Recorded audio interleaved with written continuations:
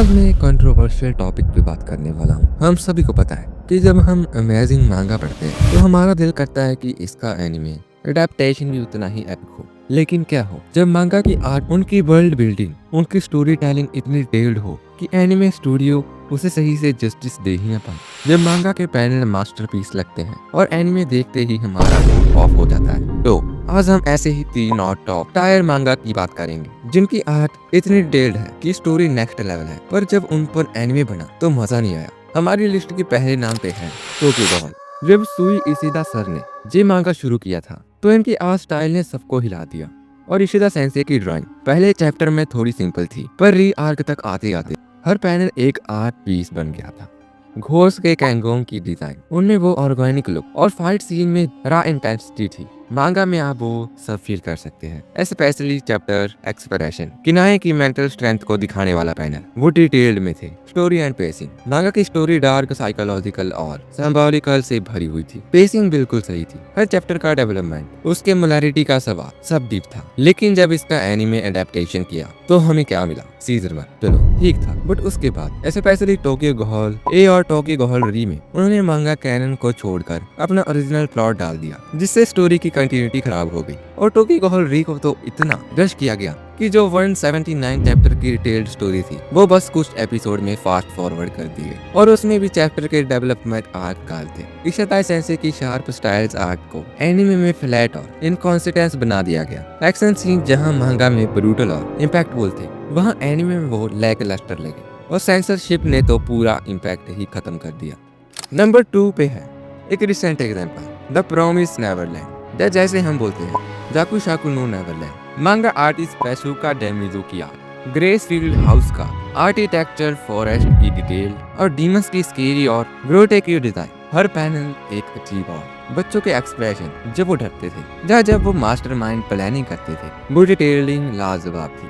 Story telling में mystery, suspense और psychological chess game था। एस्केप के बाद जो वर्ल्ड बिल्डिंग हुई, नई लोकेशन, नए कैरेक्टर और डीमंस की पॉलिटिक्स, सब बहुत लाइट और डिटेल था। रीडर को हर मोड पे शॉक लगता था। सीजन 1 जब ग्लोबल वर्कर्स ने बनाया था वो तो हिट था, उसने मांगा को फेथफुली अडेप्ट किया। लेकिन सीजन 2 आते ही सबसे बड़ा प्रॉब्लम मैसिव प्लॉट स्किप। उन्होंने मांगा के कई क्रिटिकल स्टोरी आर्क और फैन फेवरेट कैरेक्टर को पूरा का पूरा डिलीट ही कर दिया। For example Goldy Pond arc, जो एमा के कैरेक्टर डेवलपमेंट के लिए बहुत इंपॉर्टेंट था, उसे स्किप कर दिया। पूरी सीरीज को एक सिंगल सीजन में जबरदस्त रैप अप कर दिया। जो डीप कम्प्लेक्स वर्ल्ड बिल्डिंग और सर्वाइवल स्टोरी थी वो एक सिंपल हरियर्ड कंक्लूजन में बदल गई। फैंस को लगा कि स्टूडियो ने मांगा के एसेंस को ही डिस्ट्रॉय कर दिया।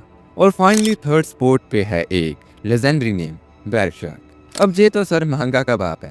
लेटे कांतारो मायोरा सर की आर्ट को कंपेयर करना मुश्किल है। हर पैनल, हर लाइन, हर शैडो वो परफेक्शन थी। गर्स का armour, dragon slayer sword, demons की, रोटिस की और हाइपरेटेल बॉडी स्ट्रक्चर, मायोरा सर ने डिटेलिंग का एक नया स्टैंडर्ड सेट कर दिया। मांगा की डार्क फैंटेसी वर्ल्ड, मेनलैंड और उसके आसपास की जगह, मेडिवल सेटिंग, सब कुछ इतना इम्प्रेसिव था। स्टोरी टेलिंग में फिलॉसफी, स्ट्रेटजी और ह्यूमैनिटी का सवाल थे। मांगा में जो स्केल डेप्थ थी वो अनमैचड है। अब बेरशर्क के तो कई एडेप्टेशन है। गोल्डन एज आर्क मूवी और 90s के एनिमे अच्छे थे, बट हम बात कर रहे हैं 2060 और 2070 के सीरीज एडेप्टेशन की। और भाई वो एडेप्टेशन तो फैन फेवरेट सीरीज के लिए एक सदा से कम नहीं था। मांगा की hand drown highly intricate detailing को चीप लुकिंग क्लोन की 3D सीजी से रिप्लेस कर दिया। जहां मोयरा सर की आर्ट में डेप्थ और टेक्सचर थी, वहां सीजी में प्लास्टिक लुक और वुडन मूवमेंट थी। फैंस ने इसे क्लैंक शर्क नाम दे दिया क्योंकि हर दूसरे शॉट में अवेयरफुल साउंड इफेक्ट आते थे। एनिमेशन क्वालिटी, एक्शन सीन्स जो मांगा में इतने फ्लूइड और हैवीली लगते थे वो सीजी में चॉपी और वेटलेस हो गए। मोयरा सर की मास्टरपीस आर्ट को उस लो बजट फीलिंग एनिमेशन ने बिल्कुल ही